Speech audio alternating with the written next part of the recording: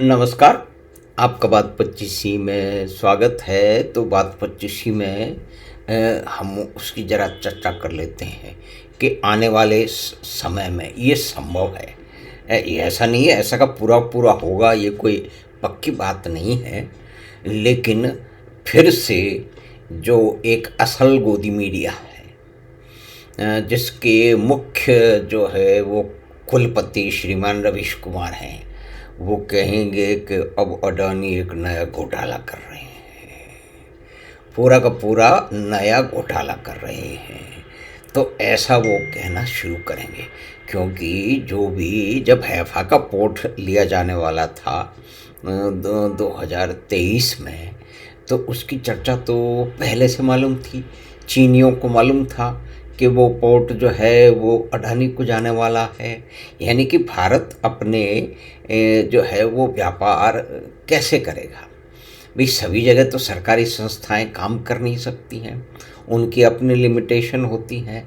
तो private sector को जो है वो उसमें काम करने के लिए दिया जाता है। बड़े बड़े नेता अमेरिका से, इंग्लैंड से, फ्रांस से, जापान से सब भारत आते हैं, तो साथ में अपने व्यापारियों का दल लेके आते हैं, क्योंकि उन देशों में व्यापारियों को सुबह से शाम तक राजनीतिक कारणों से गालियां नहीं दी जाती हैं। ये विशेषता हमारे भारत महान, विचित्र, विशाल और विवश बना दिए गए देश में हैं कि जहाँ पे 1960 के जो नारे हैं वो 2024 में भी चल रहे हैं। पहले कहते थे कि बिरला टाटा की सरकार नहीं चलेगी, नहीं चलेगी। अब वो ही नारा जो है वो बदल गया है ना। लेकिन बिरला जी के यहाँ तो हमने काम किया है, और बिरला जी ने किस पॉलिटिकल पार्टी को पूरा सपोर्ट दिया, फंड दिया, ये किसे नहीं मालूम है। और उसके कारण उस समूह को फ़ायदे भी हुए, ये भी किसको नहीं मालूम है। लेकिन वो बातें दूसरी थी, वो समय दूसरे था। स्वतंत्रता के समय जो भी कुछ हुआ वो भी बिरला जी ने उसमें सहयोग दिया था। तो किसी पार्टी को दिया था, उसके बड़े नेताओं को दिया था, इनको रिसोर्सेज मुहैया कराए थे। बिरला भवन दिल्ली का था, वो भी देश के बड़े नेताओं के सुपुर्द था, वगैरह वगैरह।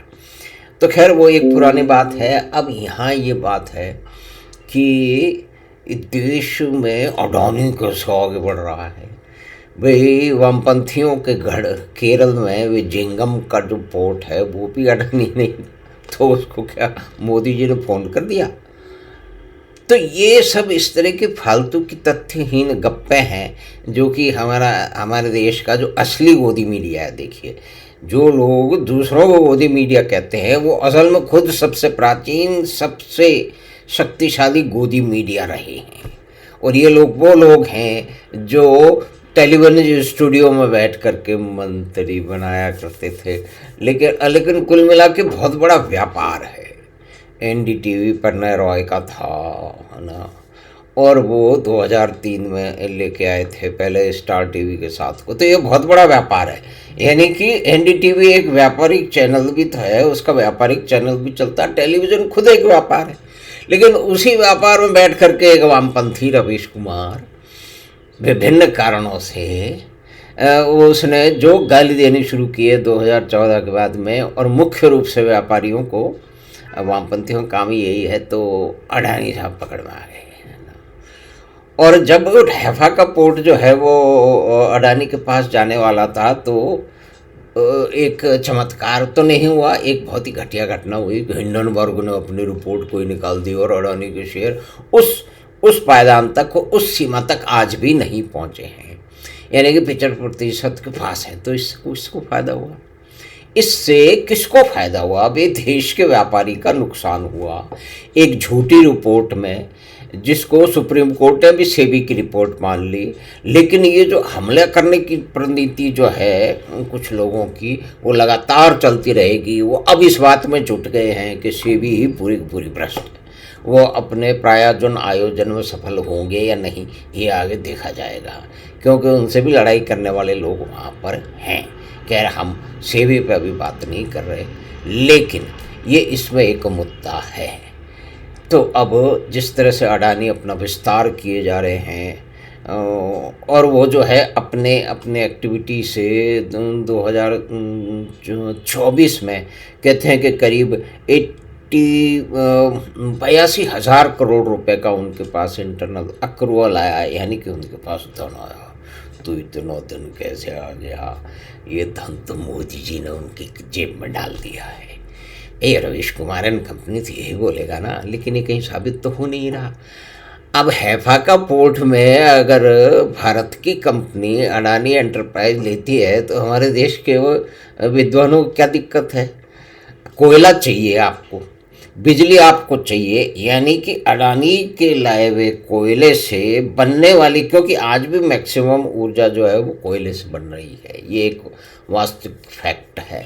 पहले ये बोला जाता था आज से 10-20 साल पहले कि कोयले के सारे प्लांट बंद हो जाएंगे और सब जगह सोलर आ जाएगा, लेकिन सोलर की अपनी लिमिटेशन है, विंड की भी अपनी लिमिटेशन है। तो 24 घंटे जो बिजली उत्पादन कर सकते हैं पूरे के पूरे साल, वो दो ही ऑप्शन है, एक तो थर्मल पावर प्लांट, दूसरा न्यूक्लियर पावर प्लांट। तो थर्मल के उसके अंदर तो कोयला अडानी अगर ऑस्ट्रेलिया से लाए और वहाँ से लाए तो उसमें भी उनको दिक्कत, उसमें कोई जो है वो यहाँ पे ला कर के बेचे तो उसमें भी दिक्कत, और उसी अडानी के कोयले से आई भी बिजली में बैठ करके उसी बिजली से चलते कंप्यूटर पे लेख लिखने वाले लोग लगातार झूठ बोलते रहते हैं, उन्होंने वहाँ भी अड़ंगे लगाए। तो कुल मिला के बात यह है कि देश के एक मुख्य बात यह भी है कि जो है वो 1991 1991 का जो लिबरलाइजेशन हुआ था, मजबूरी में हुआ था,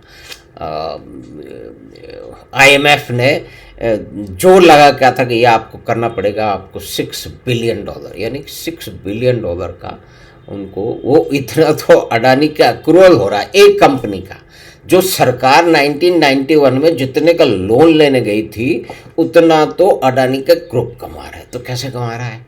कोई आके उनकी जेब में पैसे डाले चला जा रहा है।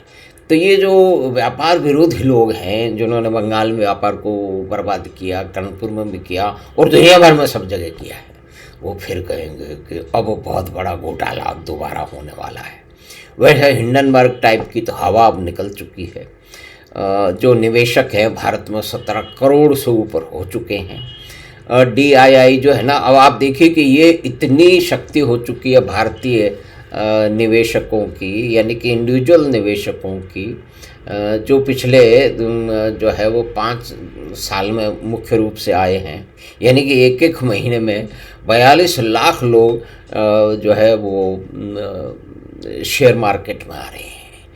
तो वो अपने साथ जैसा भी है धन 25-50 हज़ार रुपये, लाख 2 लाख रुपए, 10-20 हज़ार रुपये लेके आ रहे हैं। तो वो FII जो बेच रही है उसको वो खरीद रहे।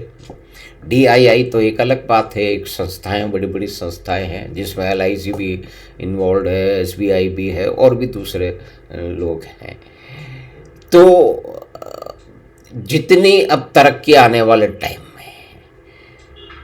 विदेश में अपना व्यापार बढ़ाने में अडानी साहब करेंगे। जैसे एक बात फिर याद आती है, इसमें एक पूरा का पूरा झूठ है कि एयरपोर्ट बेच दिए, 6 एयरपोर्ट बेच दिए। भाई बेच नहीं गए, साफ सफाई करने का, जैसे बहुत सारे सरकारी ऑफिसरों में भी साफ सफाई करने का ठेका जो है वो कुछ कंपनियां करती हैं, उनकी विशेषता हैं। वो उनके पास फूल और गमले भी होते हैं, वो भी बदलते रहते हैं और साफ सफाई भी करते हैं, तो ये उनका काम है।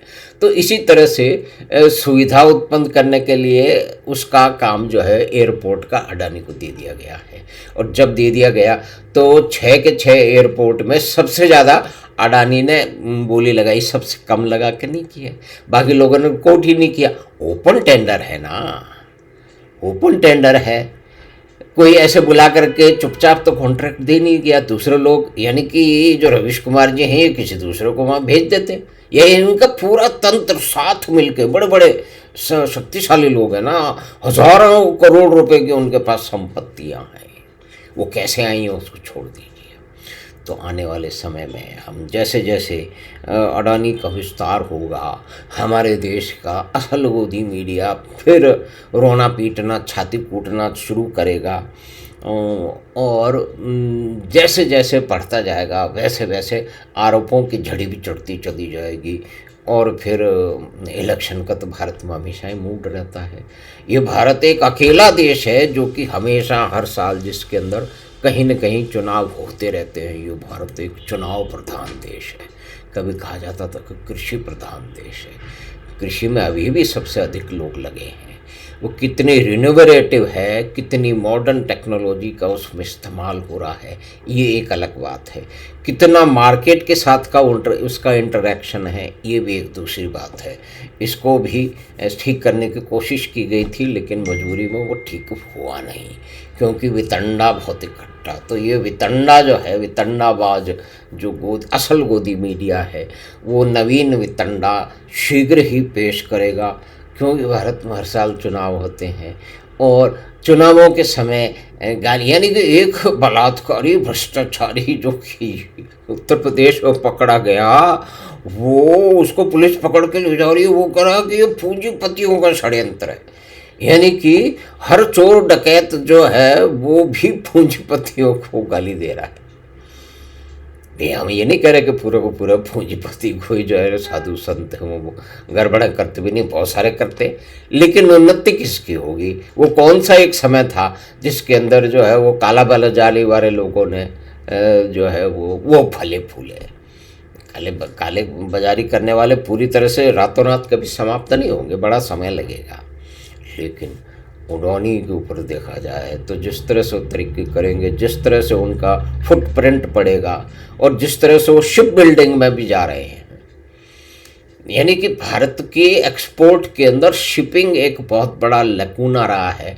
उसका कुछ इलाज, उसमें कुछ बढ़ोतरी, उसमें कुछ निवेश, वो पिछले 10 सालों में अधिक हुआ है, पहले हुआ ही नहीं है। क्योंकि हमें तो कोई कनेक्टिविटी की कोई हमें कॉन्सेप्ट ही नहीं है। डोमेन एक्सपर्ट मिनिस्टर ही हमारे कभी नहीं रहे जितने अभी हैं, इस बात से तो कोई इनकार कर नहीं सकता। लेकिन डोमेन एक्सपर्ट मिनिस्टर, ये किस चिड़िया का नाम है?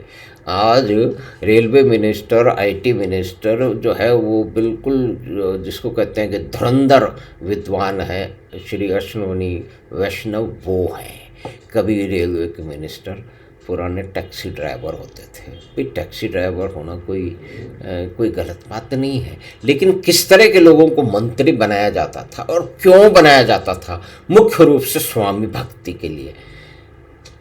आज डेफिनेटली उनको उनके स्किल सेट के लिए बनाया जा रहा है, लेकिन इन वास्तविक चीज़ों से किसे मतलब है?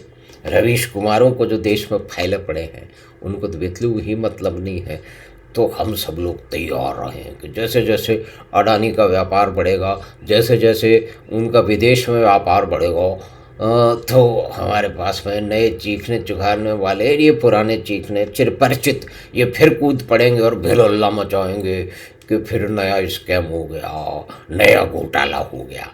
बस ये खुद घोटालेबाज हैं। इनके मालिकों ने खूब बड़े बड़े घोटाले किए हैं जिसके ऊपर उन्होंने कभी बात नहीं की। तो खैर कोई बात नहीं। तो हमने बातचीत की अडानी के फ्यूचर प्लान की, और हैफा पोर्ट से जैसे ही उनको हैफा पोर्ट मिलने लगा, अडानी की रिपोर्ट आ गई। उसमें बहुत सारे लोग जो है वो हिंडनबर्ग के साथ एसोसिएट थे। वो चाहते थे कि किसी भी तरह से जो है वो प्रधानमंत्री मोदी पे आक्रमण करने के लिए अडानी के नाम का इस्तेमाल किया जाए। तो वो लोग आज भी कर रहे हैं। कुछ लोगों की एमपी थे वो एमपी नहीं रहे, लेकिन वहाँ पे वो तो दोबारा पहुँच गए हैं वहाँ पे। तो खैर हमें आशा है कि छोटी सी बातचीत जो कि जैसे जैसे अडानी के व्यापार में बढ़ोतरी होगी, वैसे ही इस देश का असल गोदी मीडिया नए नए घोटालों की बात करेगा, उसके बारे में अफवाहें फैलाएगा, उसके बारे में व्यापारियों को गाली देने का उनका जो एक पुराना शौक़ है, वो अनुष्ठान करने का शौक़ है, वो फिर चलता रहेगा। तो हमें आशा है ये छोटी सी बातचीत आपको पसंद आई होगी। तो आप चैनल बात 25 को सब्सक्राइब करें और लिंक अपने मित्रों और परिवार के साथ साझा करें। हम आपसे फिर मिलेंगे बात 25 की अगली बात में। धन्यवाद, नमस्कार।